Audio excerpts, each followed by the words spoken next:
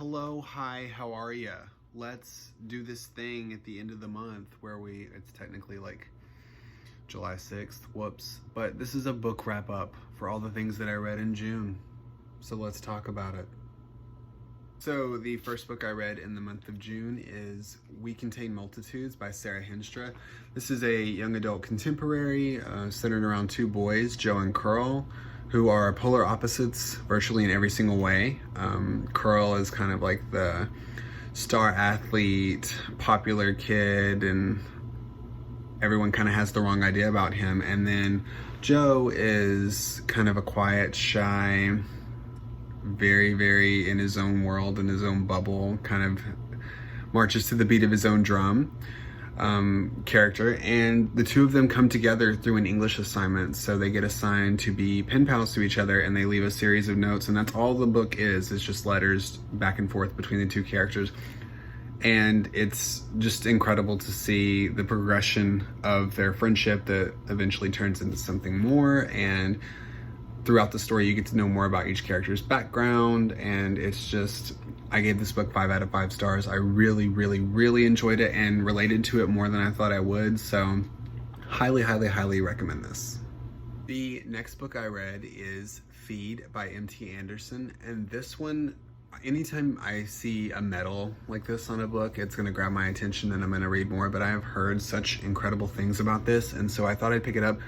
I actually tried to read it once before, and the language was just super specific and really kind of, I don't know, the first couple of chapters are very kind of hard to get into because he's done such a good job of creating this future ideal world of how he thinks that we will talk in the future. And so the language they use and the different words they use to mean things that we have words for that are different, it took me just a second to get onto that. But once you did, the story was really interesting.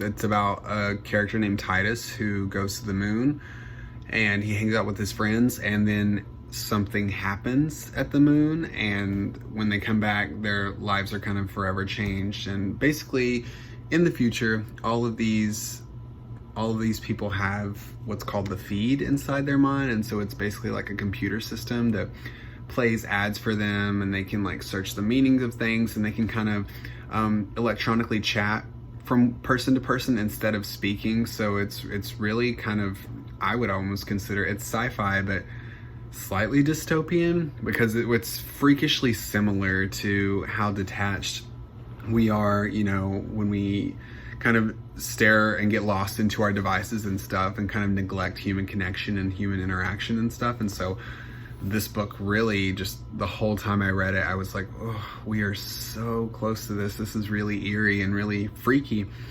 But I'm super glad I read it. I really enjoyed it. The ending, I won't spoil it, but I read it and I finished it and I was like, it was just so bleak. And honestly, like, I don't think this is a stretch from where we could end up if we're not careful with our technology and how much we let it integrate within our lives. The whole time I was reading, I thought about like how at restaurants now they have tablets on the table, and like the kids are always just like zombied out in front of an iPad or in front of a tablet, and the parents just kind of shove devices in front of their kids to pacify them so that they don't have to deal with them. And I thought about that the whole time I read this book, and I was like, oh, we are so freakishly close to living this world. And there's another character in the book, Violet, who is the love interest of the main character, Titus, and she's kind of rebelling against the feed, and she really wants to kind of savor life as it is and not get detached and live in a virtual world, basically. And she's really kind of holding on to every last bit of humanity that she can. And it's interesting to see their dynamic, because Tyson is so wrapped up and incorporated with the feed. He really doesn't do well without it, and he doesn't know how to adapt with just like human interaction and not having constant ads and distractions blasted in front of his face. And Violet, on the other hand, really tries to push him out of that way of thinking and way of living, and the discourse that comes from that is very interesting to read. So I gave this book 4 stars. I really enjoyed it. I definitely think everyone should read it. It's a great comment on American consumerism and kind of how we depend a little too much on our technology. So overall, I really enjoyed it. Next, we have For Everyone by Jason Reynolds. And this goes down as one of the most influential books I've ever read in my life. It's super short. It's told in verse. Like, I've recommended this book to everyone who will give me 2 seconds to do it. Everyone literally needs to read this book. It says so right here. It's for everyone. You have to read this book. This book came to me at a time when I was the same age as Jason when he wrote it, and I was dealing with a lot of the same struggles that he's dealing with in this book, and it was the most profound thing I've ever read. Everyone needs to read it. I can't say that enough. I don't want to say anything about what it's about because it's so short and got a whopping $7.99. Everyone can do this, and that's new. So if you can find it used, definitely do that.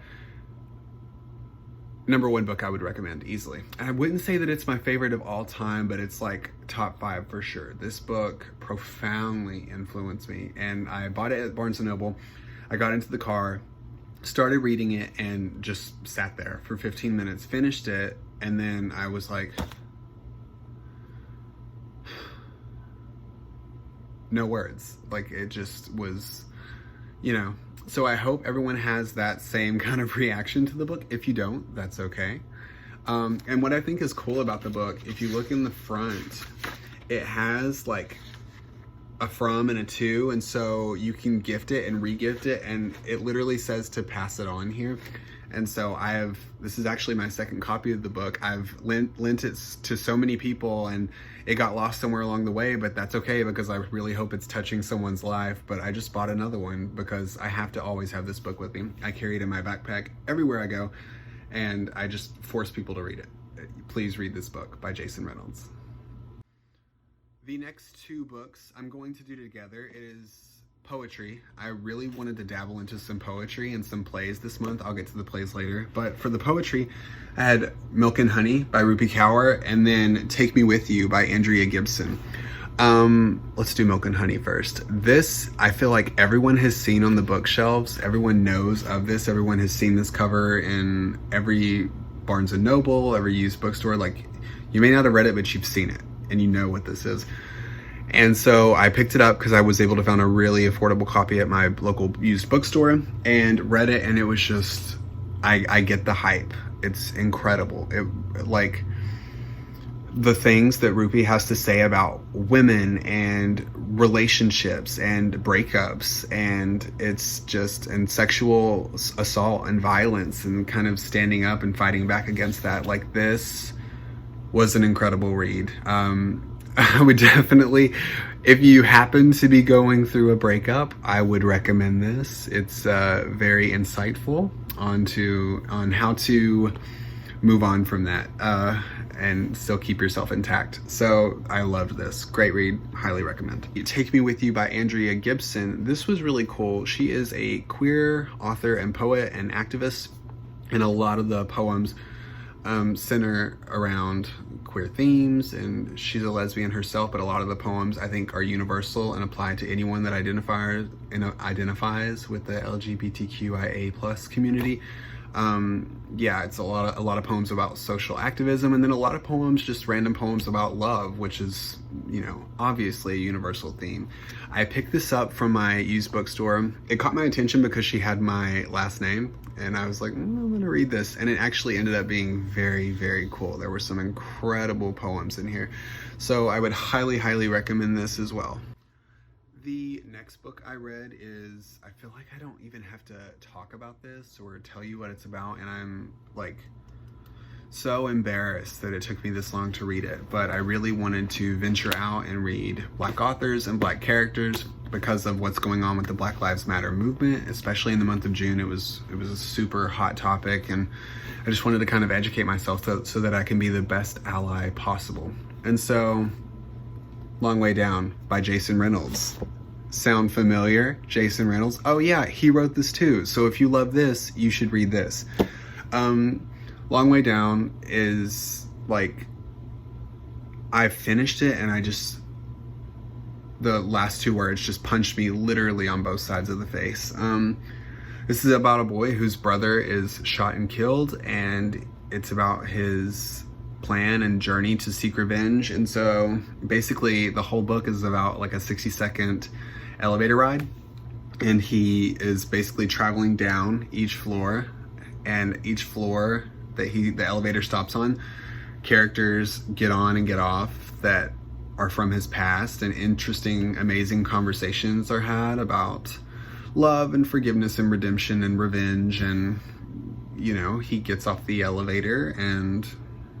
Can't recommend this highly enough. Obviously, this is a 5-star read. Everyone needs to read this. It's told in verse, super quick read, and this book is profound, and it's just incredible. Everyone needs to read this. Jason Reynolds is easily one of my favorite authors of all time, and this book is no exception. Next, I read 2 plays as I was traveling to Florida to see some family, and those plays are, I'll start with this one first. Cat on a Hot Tin Roof by Tennessee Williams. So this was my first time reading the play, but the movie with, you know, Paul Newman and Elizabeth Taylor and Burl Ives, my grandmother left me that movie after she passed away, and I watched it when I first moved to Georgia. And I've watched that movie probably 200 or 300 times now. It's one of my favorite movies of all time. I don't know why. It's like super old. It's from like the 50s or the 60s. It's an ancient movie, but it's so good. It's so good. And I can't explain why I enjoy it so much, but I do. And so I came across Cat on a Hot Tin Roof, the play, in my local used bookstore. And I was like, I'm gonna read this. If I love the movie so much, clearly I'm gonna love the play. So I gave it a read. What's a ray? I gave it a ray. But from the first line, the first page, things were different. I was like, uh-oh, what's going on? So I read the whole thing, and oh my God, the movie is nothing like the play. Like, this hints at like gay romance and has a lot of queer undertones to it, and it's just like completely about something that the movie does not broadcast super clearly. And the only thing I can think of is like, maybe that's a testament to the times at which the movie was made. Maybe this was really a taboo topic to speak about. But yeah, I loved it, and I love the movie too, but in my mind now they're separate things, because the movie was not a line for line exact retelling of the play. And it was a weird surprise to figure out how gay the play was. And it's not crazy. We're not talking RuPaul's Drag Race here. It's not like a fun time like that. But the movie really gave me no indication that there was going to be gay themes explored in the play, but I was wrong. And it was great, and I love Cat on a Hot Tin Roof and Tennessee Williams. I love the play, love the movie, but they're different. So if you're gonna read one, you gotta watch the other. If you're gonna watch one, you gotta read the other if you want the full effect of the story. The next thing that I read play-wise was The Humans by Stephen Karam. And so I had heard about this on YouTube, I think it won the Tony Award for Best Play in 2016, and I had like seen a snippet of something on YouTube of the play, and it just was hilarious, and I was like, I gotta find this play. Finally got around to finding a copy, and I purchased it and read it and loved it. This is just about an American family who is they kind of fall victim to the American dream, and you know, they kind of explore what that means in different ways to them and stuff, and I really enjoyed it. It has sad moments, but at the end of the day, I think it's about a family that chooses to stick together in spite of all of the downfall and all of the things that life kind of throws at them and stuff. So I loved the ensemble family dynamic of this play, and it was a great read. I highly recommend it. The next book is another like painfully embarrassing confession that I haven't read this yet, and I'm just gonna hold it up and I'm gonna give you a brief synopsis, and then I'm gonna like try to stifle my shame because I'm so late to the train on this. The Poet X by Elizabeth Acevedo. Like, look at all these medals. There needs to be some on this side too, because the book deserves every award ever. This was incredible. I picked it up as part of my like Black Lives Matter education and kind of exposure to different authors and different voices and persons of color, and I just, you know, this is always on the shelf in the YA section, so I was like, I'm gonna give it a go. Did it, loved it, did not expect how invested I got in this story. I thought, well, it's about a young girl from the Dominican Republic, and I'm not really going to be able to relate to her, and so I'm going to read it, obviously, but I won't find too much in common with her.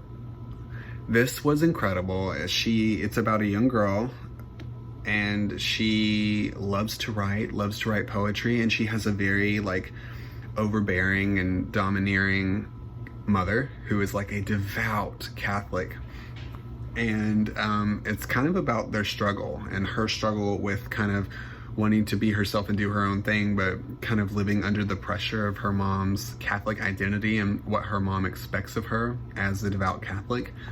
And there's kind of like a little tug and war between them, and eventually she gets the opportunity to join a slam poetry club at her school, and she does it, and she writes some incredible poems. And yeah, it's really just a journey of her kind of shaking off the shell that her mother has forced her into and really becoming her own woman, and then, you know, kind of coming to terms with the fact that it's okay to want to do things other than what your parents say you have to be. So it's a great story. I gave it 5 stars, obviously. It was absolutely incredible. Cannot recommend this highly enough. Next, We Were Liars by E. Lockhart. I have had this for so long, and I've tried to start reading it, and I always read the first chapter, and I would always just put it down for some reason. I was like, it's not bad, but it just didn't, it didn't like grab my attention. So I was like, I'm gonna read it. It's so short, I don't have an excuse not to. And I was able to get a hold of the audiobook from my local library. So I just listened to the audio and followed along with the text just to kind of speed up the process. I played it on double speed, and it was a quick read. I'm not gonna lie, the first half of the book, I was like super checked out, and I mean, I paid attention to it. I related to the main character, Cadence, in a lot of ways. But it's just the first half of the story didn't really capture me. There was a lot of characters, and it was just like, yeah, we're the wealthy Sinclair family, and we have this private island, and rich people have problems too, and that's like the kind of mode I was thinking when I was going through the first half of the book. And I was like, it really reminded me of someone from my past, if I'm being honest. And I was just like rolling my eyes the whole time. I was like, is this how it works when you have a lot of money? Anyway, I digress. I kept going and stuck with it, and then I'd say about at the halfway point it started to get really interesting, and then there was like this curveball out of nowhere, and then it ended, and like in my wildest dreams, if someone would have given me 100 chances to guess where this went, I never would have guessed that. I'm gonna give it a reread now and probably pay more attention to see if I can like pick up on clues that would have led to that ending.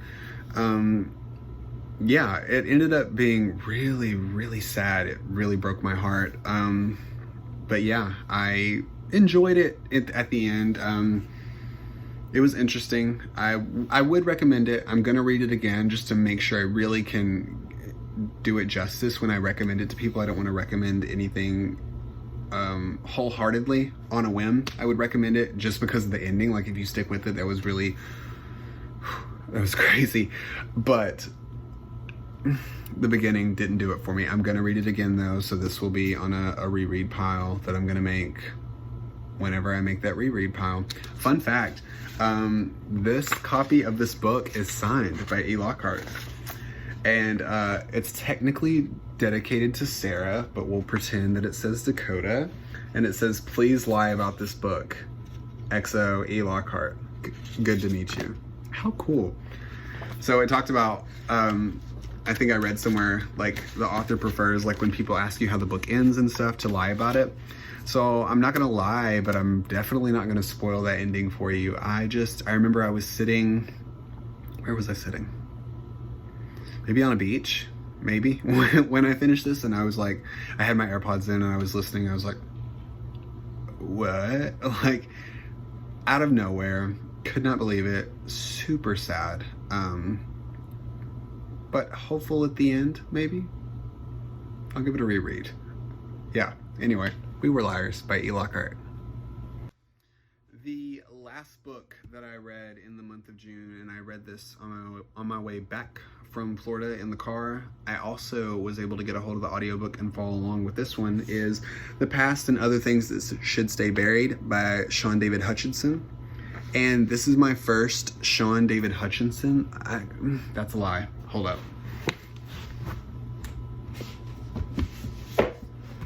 Let's rephrase. This is the first Sean David Hutchinson that I have enjoyed thoroughly. I also read We Are the Ants.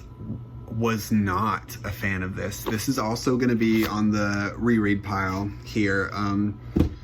I want to give it another chance. I feel like it might have been like maybe my headspace that I was in when I read this that I didn't like it. I'm always willing to give things a second chance, and I've heard really good things about this, so I was like, maybe it was me? I don't know. But yeah, first impression of this, when I read it, I was just like, it sounds like this main character is just like complaining, and he's super aloof and wishy-washy, and he's like, oh, I could save the world, but why would I save the world? But then, you know, maybe I should save the world. Like, that was my impression of it. I could have that way off from how it actually is, but that was just what I remember thinking. I was like, this is just a confused teenager that can't find the good or the bad, you know, the pros or the cons of whether or not he should save humanity. That's what this book is about, by the way, but let's put this away and get back to this, which was incredible. So this book is about a young man named Dino whose friend dies, and her name is July, and she dies suddenly. They're young. I think she's like 17 when she dies. It's really sad. She has an aneurysm, kind of busts loose in her brain, and she dies instantly. It's very tragic. And he works at his family's funeral home mortician business thing. So basically he prepares the bodies after they die for funerals and stuff, like makes them up with makeup, and does, you know, not the autopsy, but the embalming and all of that. And so he goes to do this, and his friend is obviously in the family mortuary, and he opens the door and she's alive. Friend comes back from the dead. What? Crazy. And it has a lot of unintended consequences, but at the end of the day, this book is about her coming back to life, and it gives Dino and July the chance to kind of rehash things from the past and the highs and lows of their friendship and stuff. And it's really a redemptive story for July, I think. And it's redemption for July, but it's also freedom to let go and move on for Dino. So it's twofold, and it's told from both of their perspectives alternatively. And I really, really enjoyed it. The audiobook was great. Flew through it, and this was not a chore to read. I read this and absolutely loved it. It was so good. I can't recommend it enough. I think I'm gonna give it 4 stars on Goodreads. I don't know. It was really good, but it wasn't like life-changing or anything. I would have liked a couple more things at the ending, but still a great book. Don't let that deter you. But like, I would have loved for the love interest to make one more hurrah at the end or something, because I feel like that just kind of got slapped in there at the end.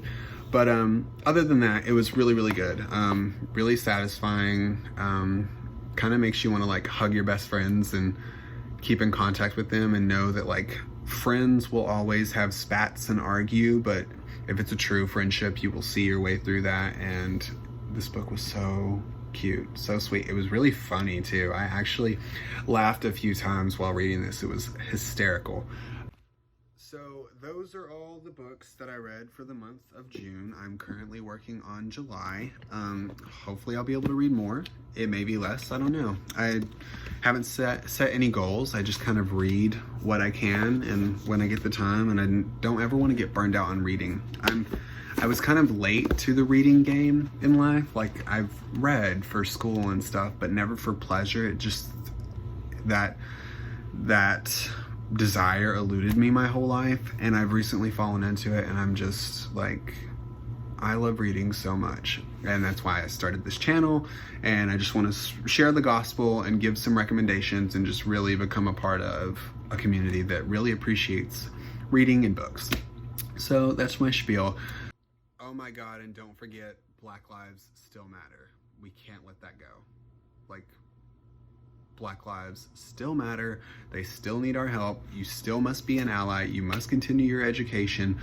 I could talk for hours about this, but don't forget it. June may be over, but Black Lives Matter is not. So sign your petitions, call your local senators and representatives, like, do your due diligence, register to vote. Oh, please.